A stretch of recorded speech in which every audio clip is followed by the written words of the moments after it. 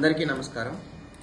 కావలి పురపాలక సంఘంలోని IDSMT Bapuji Nagar layout నందు ఖాళీగా ఉన్న ప్లాట్స్ వేలం వేయడానికి మున్సిపాలిటీ తరఫున మనము ఆక్షన్ నోటిఫికేషన్ ఇవ్వడం జరిగింది.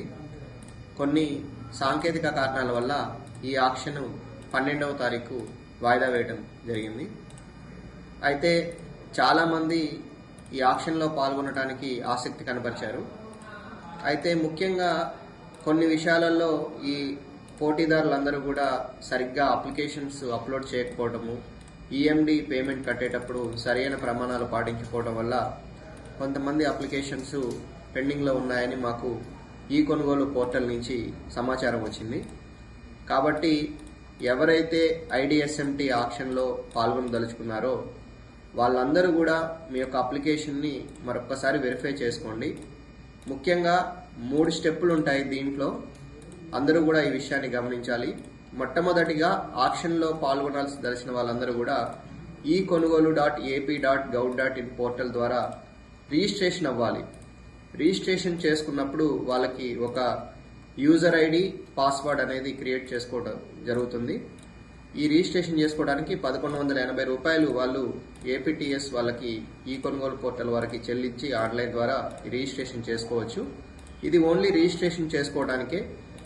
దీంట్లో రిజిస్ట్రేషన్ చేసుకున్న తర్వాత మీకు యూజర్ ఐడి అండ్ పాస్వర్డ్ వస్తుంది. ఈ పాస్వర్డ్ వచ్చిన తర్వాత మళ్ళీ మీరు ఈ కొనుగోలు పోర్టల్కి వెళ్ళి అక్కడ లాగిన్ అయిన తర్వాత మన కావలి మున్సిపాలిటీ వాళ్ళు అప్లోడ్ చేసిన vacant plots, sale of vacant plots in IDSMT layout అనే ఆక్షన్ నోటిఫికేషన్ మీకు అందరికీ కనిపిస్తుంది. దాంట్లోకి వెళ్ళి మీరు మొట్టమొదటిగా ఏ ప్లాట్ కొనదలుచుకున్నారో, ఎంత పరిమాణం గల ప్లాట్, ఎంత సైజ్ ప్లాట్, ఎన్ని అంకణాల ప్లాట్ కొనదలుచుకున్నారో దానికి సంబంధించిన ఈఎండి అక్కడ మనము నోటిఫికేషన్లో క్లియర్ కట్గా స్పెసిఫై చేసి ఉన్నాము. ఆ ఈఎండిని దానికి తగినంతగా మొత్తాన్ని మీరు ఆన్లైన్ అంటే నెఫ్ట్ కానీ, ఆర్టీజీఎస్ గారి ద్వారా కానీ, నెట్ బ్యాంకింగ్ ద్వారా కానీ, క్రెడిట్ కార్డ్ ద్వారా కానీ చెల్లించవచ్చు. లేదంటే బ్యాంక్లో ఆ చలాన్ అక్కడ జనరేట్ అవుతుంది. చలాన్ జనరేట్ చేసి మీకు ఎక్కడైతే బ్యాంక్ అకౌంట్ ఉందో అక్కడికి వెళ్ళినా కానీ మీ బ్యాంక్ అకౌంట్ నుంచి ఆన్లైన్లో వాళ్ళ ఏపీటీఎస్ వాళ్ళకి ట్రాన్స్ఫర్ అవుతుంది. సో ఇది ఈఎండి చెల్లించే పద్ధతి. ఈఎండి చెల్లించిన తర్వాత తప్పనిసరిగా మీరు డాక్యుమెంట్స్ కూడా అప్లోడ్ చేయాలి.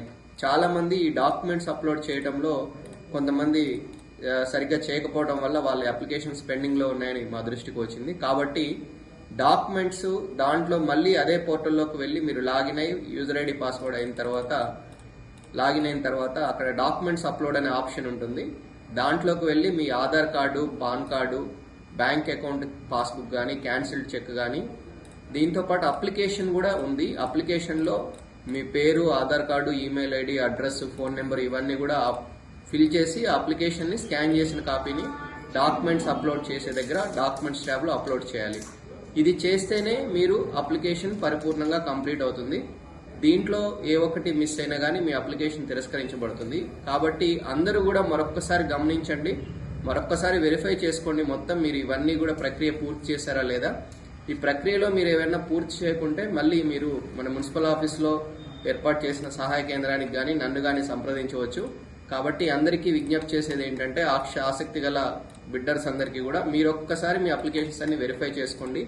క్లియర్ కట్గా ఈ వీడియోతో పాటు మీకు ఎలా ఈఎండి పే చేయాలి, ఎలా డాక్యుమెంట్ అప్లోడ్ చేయాలనే వీడియో కూడా మీకు అందరికీ కూడా షేర్ చేస్తున్నాము. దాంతోపాటు ఒక డాక్యుమెంట్ కూడా స్టెప్ బై స్టెప్ ప్రొసీజర్ కూడా షేర్ చేస్తున్నాము. కాబట్టి మీరందరూ కూడా ఒక్కసారి దాన్ని సరిచూసుకొని ఆక్షన్లో పాల్గొనడానికి ఏమన్నా ఉంటే మీరు కరెక్షన్స్ ఉంటే చేసుకోండి. 10వ తారీఖు వరకు మనము అవకాశం కల్పించాము. 10వ తారీఖు సాయంత్రం 5 గంటల వరకు ఈఎండి పే చేసుకోవచ్చు. నైట్ 12 గంటల వరకు కూడా డాక్యుమెంట్స్ అప్లోడ్ చేసుకోవచ్చు. కాబట్టి ఇంకా సమయం ఉంది. కాబట్టి మీరందరూ కూడా ఈ విషయాన్ని గమనించి సద్వినియోగం చేసుకోవాల్సిందిగా కోరుచున్నాము. Thank you.